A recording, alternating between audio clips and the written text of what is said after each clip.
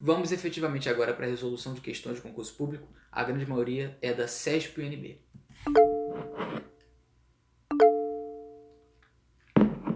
Pessoal, questão 1, CESP-UNB IBAMA, tá? Provinha de analista ambiental. O texto aí é grande, tá? Mas ele tem 8 comandos, então nós temos aí 8 questõezinhas dentro dessa primeira questão. Se vocês ainda não resolveram, de novo, pausem o vídeo, resolvam e voltem comigo para a correção de exercícios.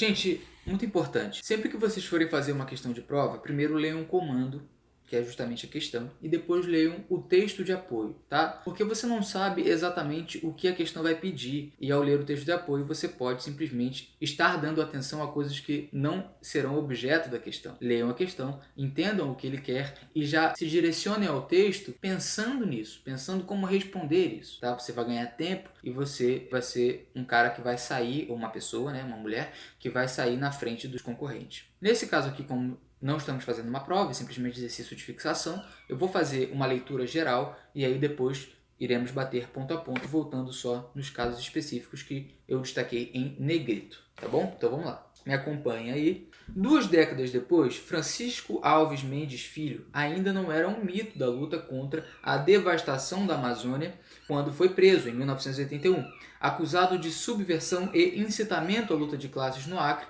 em plena ditadura militar. Chico Mendes se tornaria mundialmente conhecido dali para frente por comandar uma campanha contra a ação de grileiros e latifundiários responsáveis pela destruição da floresta e pela escravização do caboclo amazônico. Por isso mesmo foi assassinado em 22 de dezembro de 88 na porta de casa em Chapuri.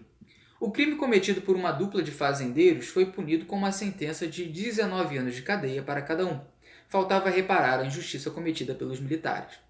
E ela veio na quarta-feira, no palco do Teatro Plácido de Castro, em Rio Branco, na forma de uma portaria assinada pelo ministro da Justiça, Tarso Genro. Antes, porém, realizou-se uma sessão de julgamento da Comissão de Anistia, cujo resultado foi o reconhecimento por unanimidade da perseguição política sofrida por Chico Mendes no início dos anos 80 do século passado. A viúva do líder seringueiro, Asalmar, vai receber uma pensão vitalícia de R$3.000 mensais, além de indenização de R$337,8 mil. Após assinar a portaria de anistia, Tarso Genro declarou que o assassinato de Chico Mendes está diretamente relacionado à perseguição sofrida pelo seringueiro durante a ditadura. Aspas, o Estado brasileiro não soube compreender o que ele, Mendes, representava naquele momento, disse o ministro.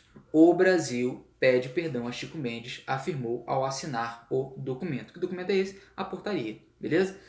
Acompanhada de 2 filhos, Asalmar Mendes mostrou-se satisfeita com o resultado do julgamento e ela disse: era hora de limpar o nome do meu marido. Mais importante do que a indenização foi o pedido de desculpas feito pelo Estado, disse a viúva. O caso de Chico Mendes foi relatado por uma conselheira, Sueli Belato. Emocionada, ela disse ter lido muito sobre o seringueiro morto, para então encadear os argumentos que a fizeram acatar o pedido de reconhecimento e indenização interposto por Asalmar Mendes. Chico Mendes foi vereador de Chapuri, onde nasceu, e se firmou como crítico de projetos governamentais de graves consequências ambientais, como a construção de estradas na região amazônica.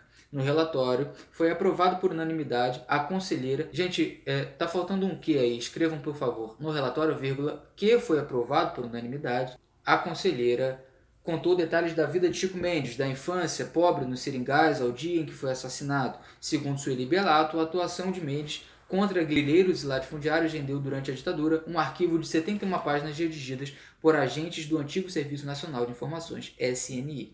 Foi por participar de um ato público em 1980 que Chico Mendes passou a ser fichado e perseguido pelos militares.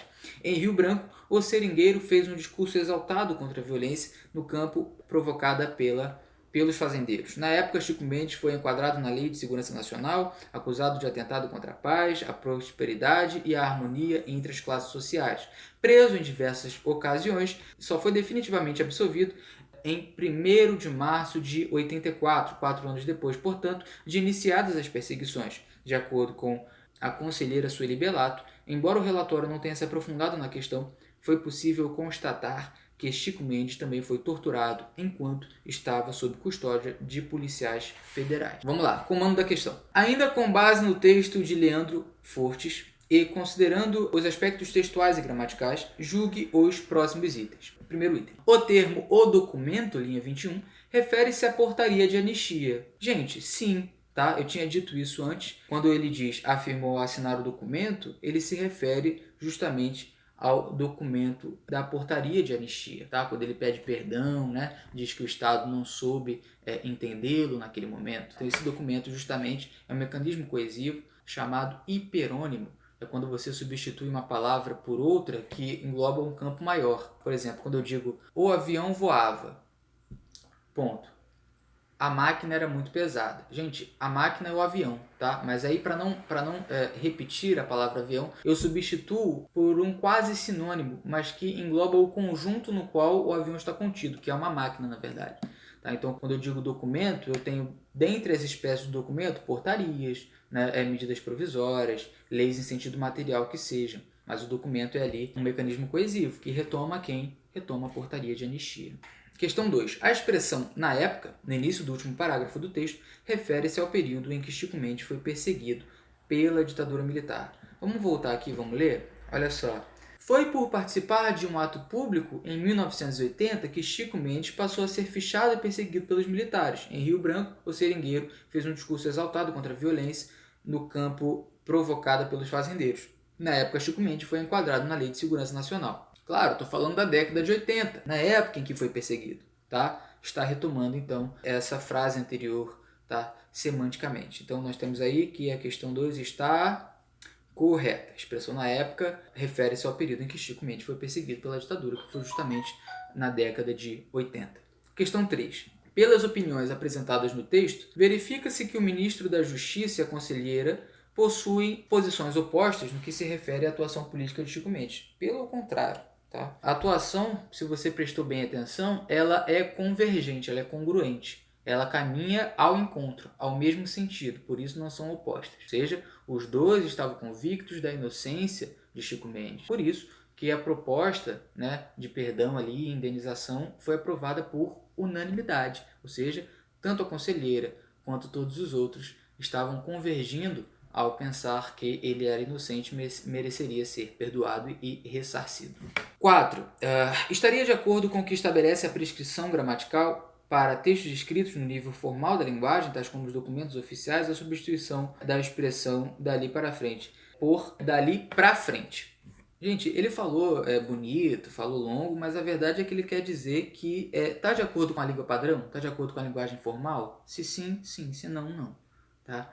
Então, quando ele propõe a substituição de "dali para a frente" por "dali para frente", ele comete um erro porque ele deixa de seguir a linguagem formal. A preposição escrita formalmente é "para", tá? O "pra" é uma linguagem coloquial, informal, utilizada usualmente, mas ela não é, então, permitida, tá? Não é permitida essa substituição porque ela deixa de ser uma linguagem formal e passa a ser coloquial. Por isso, questão errada. Questão 5. A conjunção "e", por ter no período valor adversativo, e já vou adiantando, tá? É possível que a conjunção "e" tenha valor adversativo e não aditivo? Sim.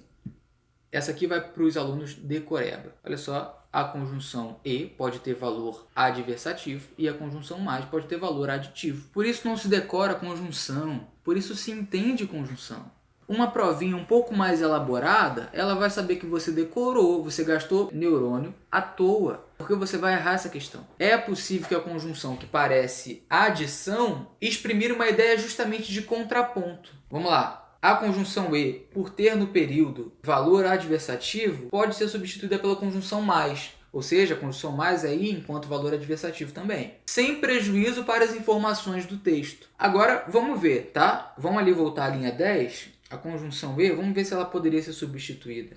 Olha só, faltava reparar a injustiça cometida pelos militares e ela veio na quarta-feira. Gente, a conjunção "e" pode ter essa função adversativa. Esse é o caso? Não. Aí as particularidades da língua portuguesa, não é verdade? Então, olha só, o aluno ruim, ele acertaria essa questão sem querer, porque ele ia dizer que a conjunção "e" é aditiva. O aluno mediano erraria essa questão porque diria que essa conjunção pode ser adversativa, portanto, admite a troca pela conjunção adversativa mais. E o aluno elite, que é você, saberá o seguinte: o e pode ser adversativo, mas este não é o caso. Nesse caso, está empregando uma função aditiva mesmo, adicionando ideias. Faltava reparar a justiça e ela foi reparada. Isso mais com i, isso. Então, uma ideia de adição. Questão errada, não pode trocar pelo mais. Questão muito boa, inclusive. Questão 6. Na linha 12, o vocábulo cujo estabelece relação semântico-sintática, ou seja, semântico e sintático, entre os termos resultado e comissão de anistia. Essa é a minha questão preferida de hoje. Espero que vocês tenham feito, tá? Vamos voltar aqui ao comando. Cujo, linha 12. Gente, ele vai dizer então que esse vocábulo ele estabelece uma relação semântico-sintática entre resultado e comissão de anistia.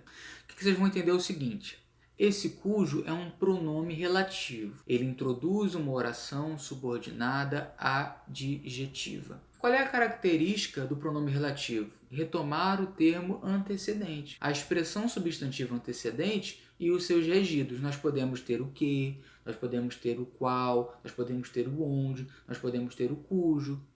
Não é verdade? Só que o cujo, enquanto pronome relativo, ele tem uma particularidade. Ainda que ele retome a expressão substantiva anterior, ele vai concordar não com esta, mas com a consequente. Por isso o cujo está no masculino, porque ele não concorda com comissão de anistia, mas sim com resultado. Cujo resultado. Outra característica essencial do cujo é que ele não admite artigo posposto. Então, se no texto estivesse cujo ou resultado, questão errada, erro gramatical. Beleza? Então tem que ter nome antes e depois dele. Ele não admite artigo posposto, ele retoma o antecedente e concorda com o consequente. Características essenciais do cujo aí que a gente vai abordar no momento oportuno.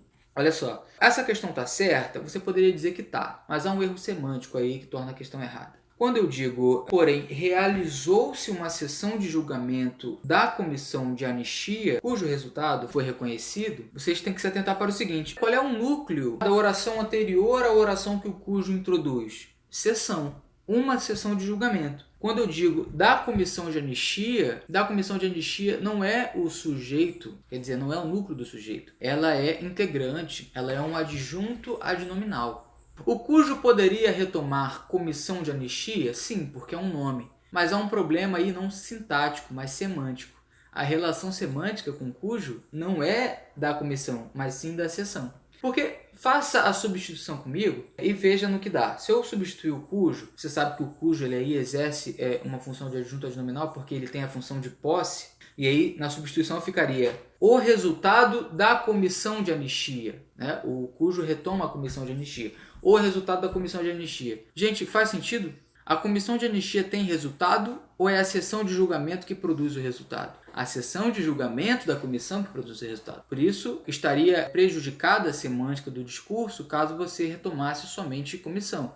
Tem que retomar o que nós dizemos de sintagma maior, ou seja, uma expressão mais abrangente que ali conserve o sentido. Questãozinha, portanto, errada, mas uma questão muito boa, porque te induz ao erro. Então, nós temos aí a questão 6 errada. Questão 7, os termos portanto e enquanto estabelecem idênticas relações de sentido. Gente, eu poderia voltar no texto, mas esse é tão óbvio que não merece. Olha só, portanto e enquanto. Portanto, é por essência uma conjunção conclusiva, aquela que diz algo e tem como decorrência algo, que tem como finalidade algo, tá? Uma conclusão. Portanto, isto. Quando eu digo enquanto, eu tenho uma ideia ali de relação temporal, tá? Então, uma progressão de tempo. Fazia isto enquanto isto. Então, a noção é completamente diferente. Se você voltar ao texto, você vai saber do que eu estou falando. Questão, portanto, errado.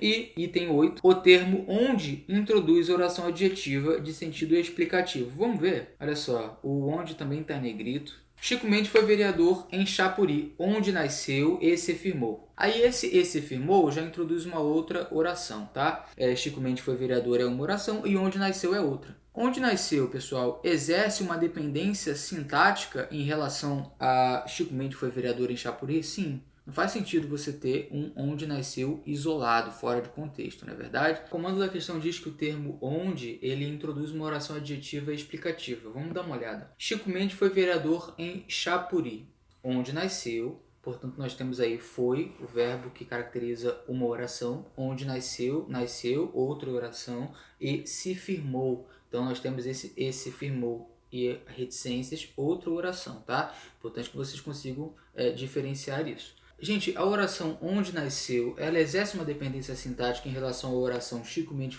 foi vereador em Chapuri? Sim, tá? Não faz sentido, não tem motivo, a sua estrutura ela não funciona sozinha se estiver isolada dessa oração principal a qual ela se refere. Nós temos aí uma oração subordinada. Adjetiva, sim, porque oferece características à oração principal, e explicativa, sim, porque está isolada entre vírgulas. Vocês sabem que a oração adjetiva, quando ela está isolada por vírgulas, ela tem um caráter explicativo, e quando ela não tem vírgulas, ela tem um caráter especificativo e restritivo, restringe a oração principal a que se refere. Então, nós temos aí que o item 8 está correto. Vamos agora, pessoal, para a questão 2, né, que também é da CESP-UNB e é do Tribunal de Justiça do Rio de Janeiro, né, do meu estado. A crescente escassez de profissionais qualificados no mercado de trabalho doméstico está obrigando a Companhia Vale do Rio Doce a lançar uma campanha global de recrutamento para arregimentar pessoal especializado nos Estados Unidos, na Inglaterra, na Austrália e no Canadá. A previsão é de 62 mil contratações nos próximos 5 anos. Assinale a opção que constitui continuação coesa e coerente para o fragmento do texto acima. Então, essa questão é muito interessante, porque primeiro você tem que entender o texto, né, o texto de apoio, para que então você possa assinar a alternativa que dê prosseguimento, ou seja, que esteja de acordo, de maneira lógica e coesa com esse texto que você acabou de ler. Como que você faz isso? Entendendo o texto que acabou de ler, e aí tudo fica mais fácil. Então nós temos que a Companhia Vale, ela não tem profissionais qualificados na área e, portanto, está apelando para países do exterior, para que então possa satisfazer o seu efetivo. Vamos ver uma continuação possível? Letra A. Essa disputa se tornou tão acirrada que levou o nível médio salarial? Claro que não.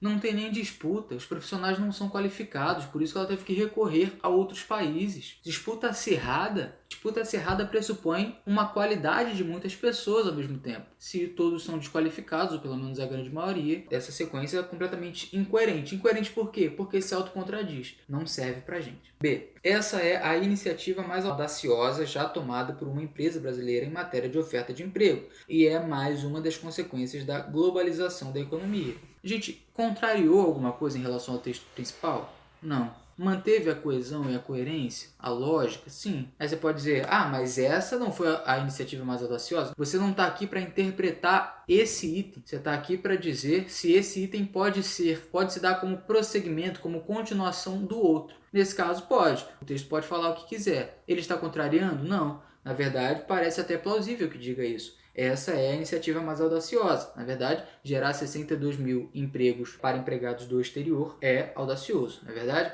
Então, nós temos aí que ele segue um padrão de raciocínio, uma lógica, e, portanto, a questão B está correta. Os outros, vamos ler rapidamente. Entretanto, com o extraordinário crescimento da produção industrial chinesa, o que estão falando? Produção industrial chinesa, ninguém tocou nesse assunto. Nos últimos anos, o preço das commodities no mercado internacional disparou, o que abriu caminho para a expansão do setor de mineração siderúrgica, petróleo, equipamento. Gente, não faz sentido nenhum, principalmente a conjunção adversativa entretanto. Entretanto o quê? Do que você estava falando para se contrapor? Não faz sentido. D. Desde então, as empresas mais competitivas desses setores criaram milhares de novos postos de trabalho.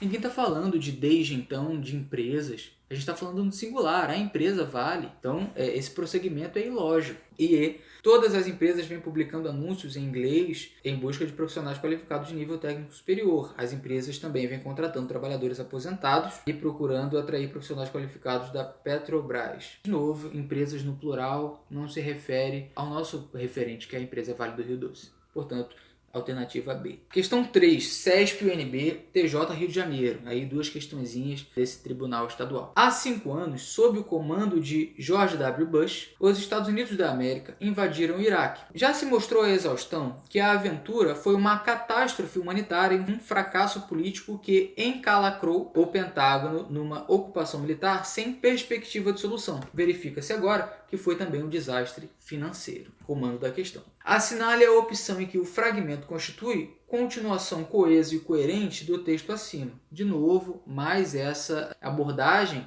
da CESP-UNB, fazendo com que você dê continuação ao texto, mantendo ali a sua lógica. Vamos ver?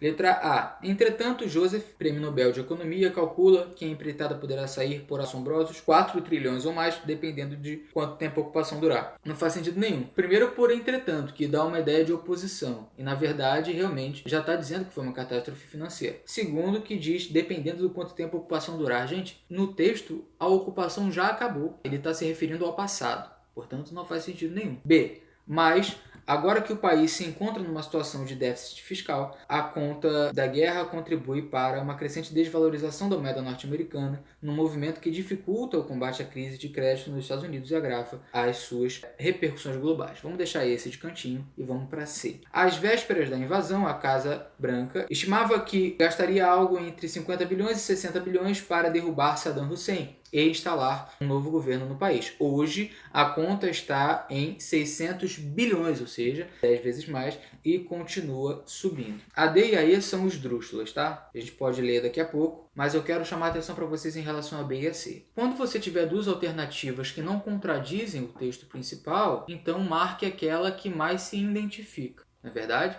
A chamada a mais correta, a mais completa, nesse caso, é a C, que fala justamente, né, dessa perspectiva de que tudo daria certo, e foi uma catástrofe financeira, não é verdade? E aí ele explica bem, ó, a gente calculava que era 60 bilhões e agora são 600 e continua aumentando. Então esse é mais completo, esse se refere de maneira mais fiel ao texto principal. Portanto, a alternativa correta é a letra C. Gente, questão 4, tá? Vamos finalizar com essa questãozinha aí, questão da ESAF MPU. Leia o trecho abaixo e aponte a opção que ele dá continuidade, de novo, respeitando a coesão e a coerência e a orientação argumentativa do texto. Vamos ler o texto? Olha só. É verdade que já nos anos 50, numerosos estudos haviam demonstrado que fumar provoca câncer, enfisema, ataque cardíaco e muitas outras doenças. Mas a estratégia de defesa adotada pela indústria do tabaco foi a do contra-cheque.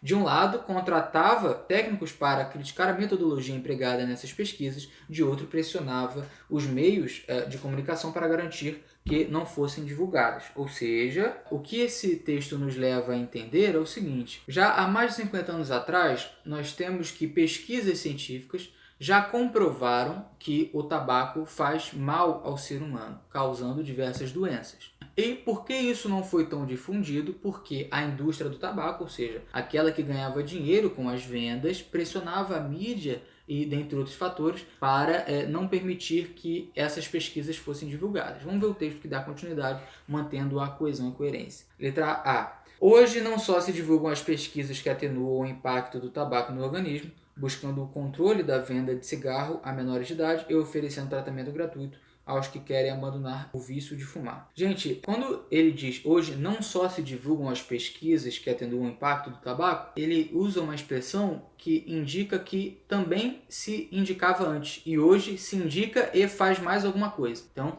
há um erro aí interpretativo, porque antes não se indicava tanto, posto que as indústrias velavam essas pesquisas. B. Qualquer jornal, emissora de rádio ou de televisão que ousasse levantar a menor suspeita de que o cigarro pudesse trazer algum malefício à saúde, sofria retaliação financeira imediata. É interessante, né? Está ali de acordo com a lógica, pressionava financeiramente a mídia. Se naquela época a indústria do tabaco acatava incondicionalmente as ações judiciais, claro que não. A indústria do tabaco era aquela que ditava a maneira como as coisas iam se comportar, tanto que foi muito bem sucedida. D. Nos anos 50, a disseminação da epidemia do tabagismo corria velozmente de encontro à forma aliciadora e atraente com que fumavam. Gente, de encontro significa oposição, vetores opostos. Ao encontro, congruência, convergência. Portanto, há um erro aí na conjunção, né? Então ia ao encontro da forma aliciadora e atraente com que fumavam os astros. Eles utilizavam os atores famosos para atrair a venda. E o resultado da pesquisa conduzida pelo Ministério da Saúde em 7 capitais brasileiras comprova que o número de dependentes de nicotina no país é de aproximadamente 20%. Claro que não, 20% é muito pouco perante ao que o texto de apoio diz, tá? Diz que muitas pessoas o faziam. Então nós temos aí a letra B. Qualquer jornal, emissora de rádio, sofreria retaliação financeira imediata. Sim, certinho, bem coerente, tá bom? Então, pessoal, olha só, nós finalizamos aqui, fizemos mais de 10 questões que tratam desse conteúdo de interpretação textual. Leiam de novo a parte teórica, que é muito importante. Trata da diferença entre coerência, coesão, informações explícitas e implícitas. Dentre as implícitas nós temos as pressupostas e as subentendidas. Cuidado também para não extrapolar, restringir ou contradizer um texto. Tá? Isso é fundamental. E, de novo, resolvam muitas questões. Professor, como eu estudo interpretação, resolvendo questão. Não lendo livrinho, resolvendo questão. Conhecendo a maneira como a sua banca cobra. Tá? Direcionado, estude direcionado. Tá bom, pessoal? De novo, me acompanhem no YouTube. Vão vir mais aulas sobre isso. E comentem, peçam os vídeos que vocês querem, que eu tô aqui para gravar e ajudar vocês. Tá bom? Um abraço, até a próxima. Tchau, tchau.